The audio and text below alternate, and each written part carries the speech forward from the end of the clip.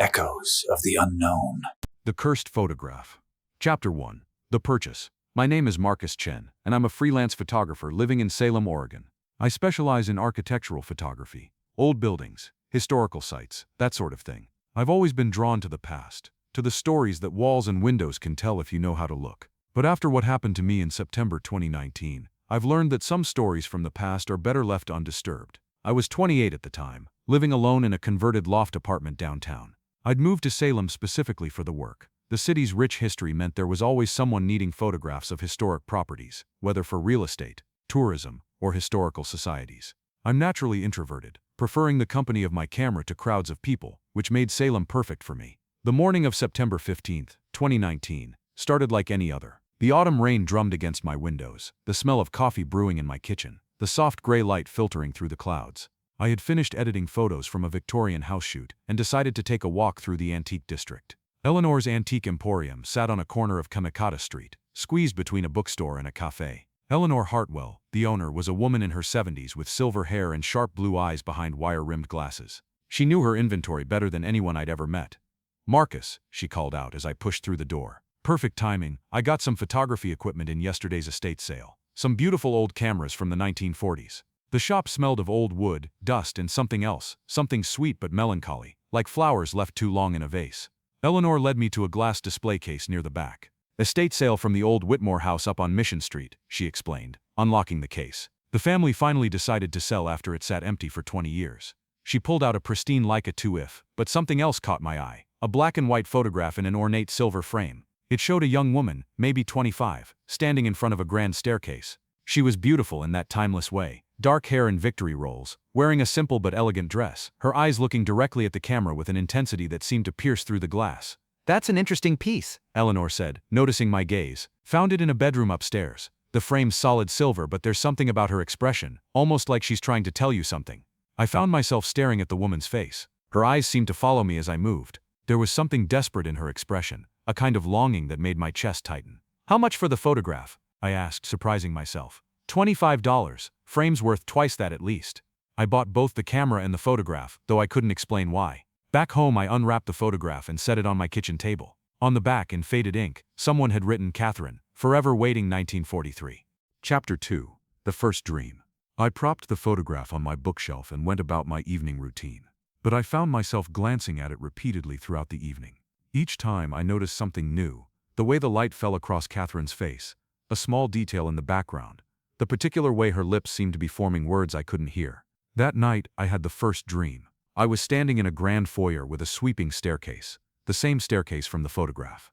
The house around me was alive with warm light and the sound of distant music. I could smell jasmine and cigarette smoke. I was wearing clothes that weren't mine, a dark suit that felt heavy and formal. "You found me," a voice said behind me. I turned to see Catherine walking down the staircase, exactly as she appeared in the photograph, but moving, alive, real. Her dress rustled as she moved, and I could see her chest rising and falling with each breath.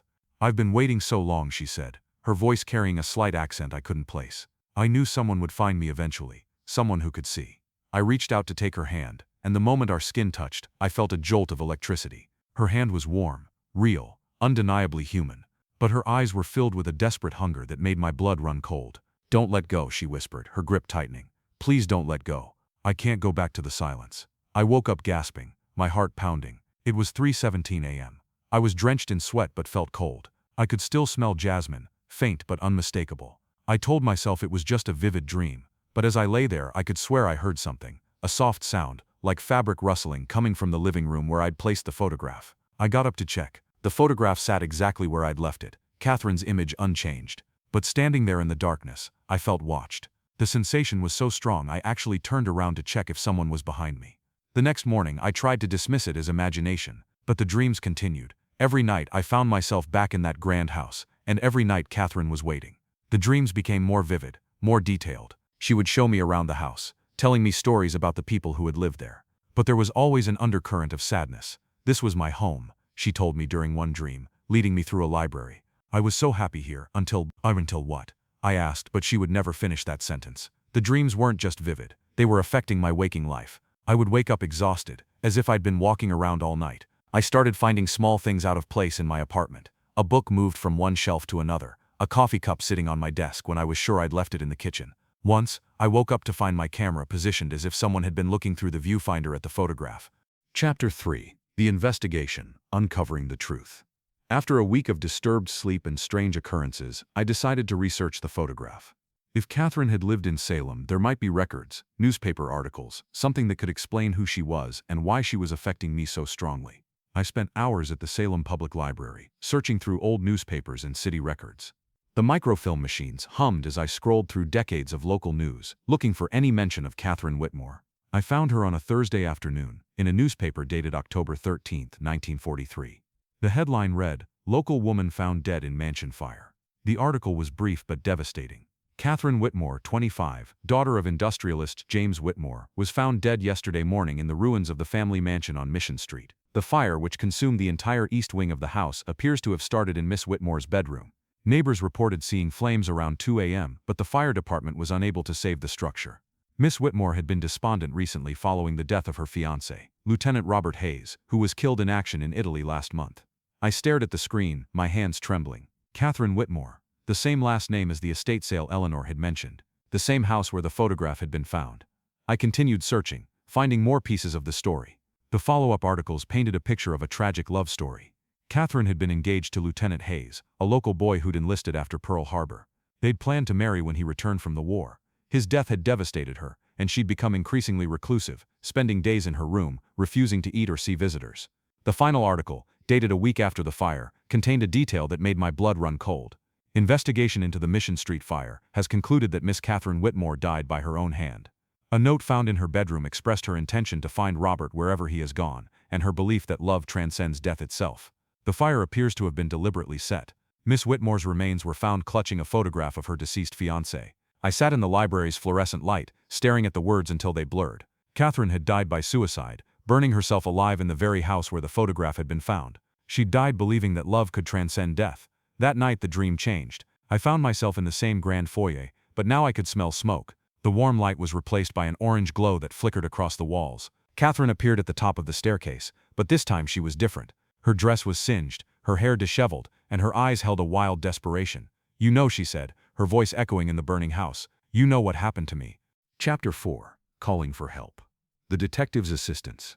I woke up screaming, my throat raw as if I'd actually been breathing smoke.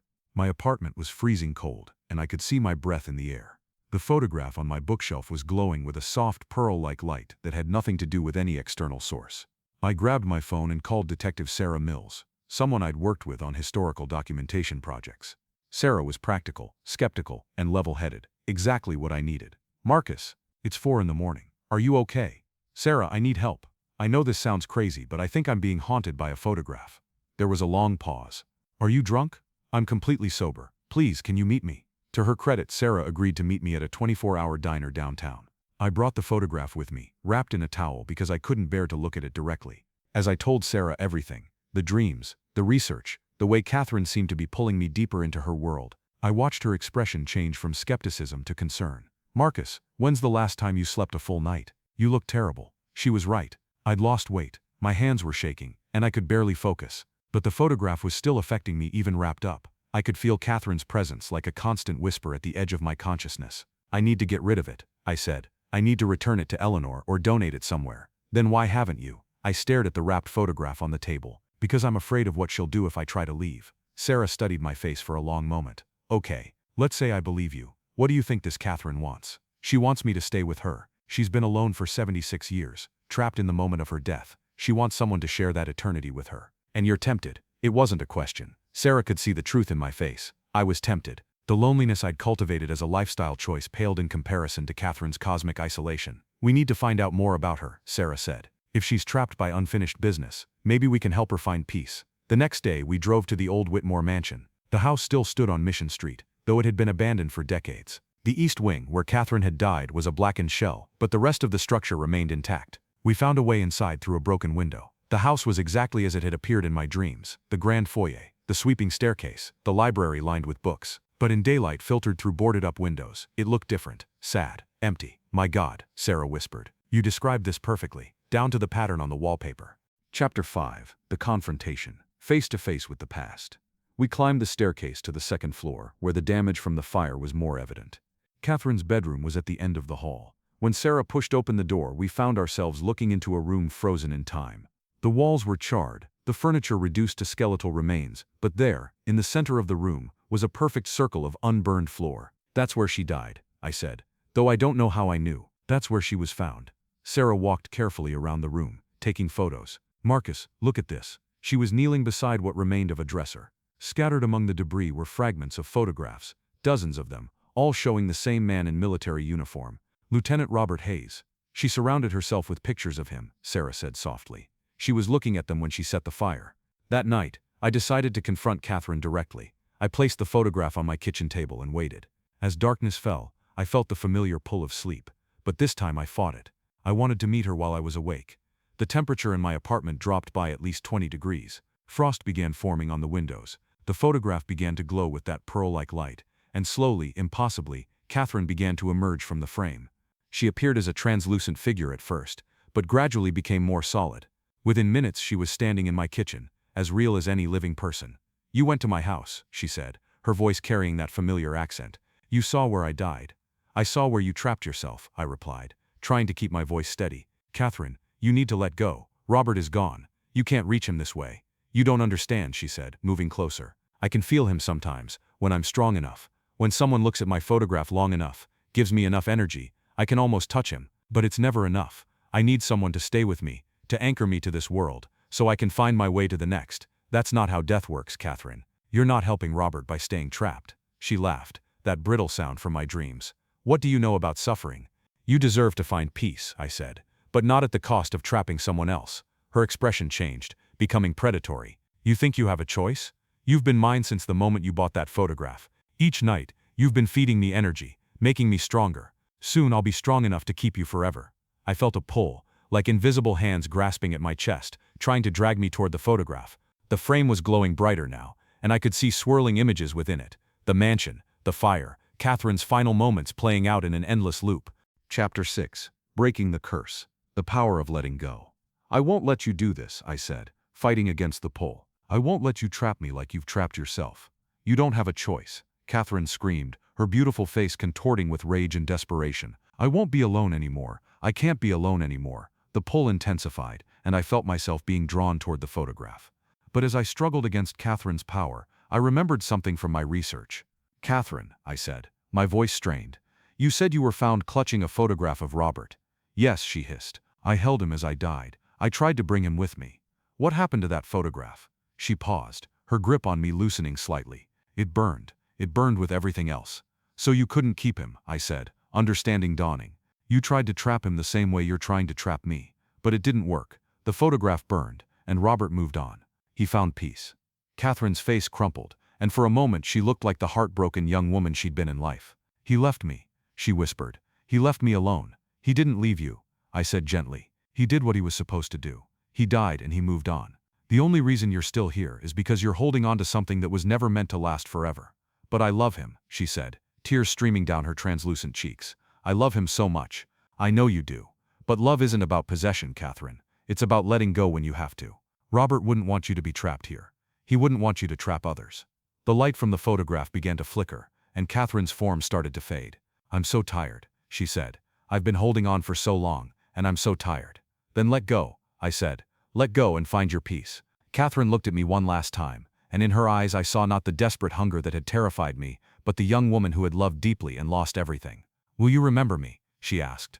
"I'll remember you," I promised. "I'll remember your love for Robert, and I'll remember that you found the courage to let go." She smiled, and for a moment she looked truly beautiful, not the haunting beauty of a ghost, but the radiant beauty of a woman at peace. "Thank you," she whispered. The light from the photograph flared once, blindingly bright, and then went out. Catherine vanished, and the oppressive cold lifted. The photograph was just a photograph again, nothing more. Chapter 7. Aftermath and Reflection. I kept the photograph for another week, watching it carefully for any sign of Catherine's presence. But the dreams had stopped, and the temperature in my apartment remained normal. The desperate hunger I'd felt emanating from the image was gone, replaced by a sense of profound peace. Eventually, I donated the photograph to the Salem Historical Society, along with everything I'd learned about Catherine Whitmore and her tragic story. I told them it was an interesting piece of local history, which was true enough. I didn't mention the haunting. But I kept my promise to Catherine. I remember her story, and I remember the lesson she taught me about love and letting go. I still live alone, but I no longer mistake isolation for independence. I've started reaching out to people, making connections, allowing myself to be vulnerable to loss because I've learned that the alternative, holding on so tightly that you trap yourself, is far worse than any heartbreak. Sometimes, when I'm photographing old buildings, I think about the stories they hold and the people who lived and died within their walls. I think about Catherine, and I hope she found Robert, wherever souls go when they're ready to let go of this world. I hope they're together, not trapped in a single moment of desperation, but free to experience whatever comes after love, after loss, after the courage to release your grip on what was never meant to be held forever. The photograph hangs in the Salem Historical Society now, and sometimes visitors comment on the woman's striking beauty, her direct gaze, the way she seems to be looking right at you. But they don't see desperation in her eyes anymore. They see peace. They see a woman who loved deeply, lost everything, and finally found the strength to let go. And that, I think, is the story Catherine really wanted to tell.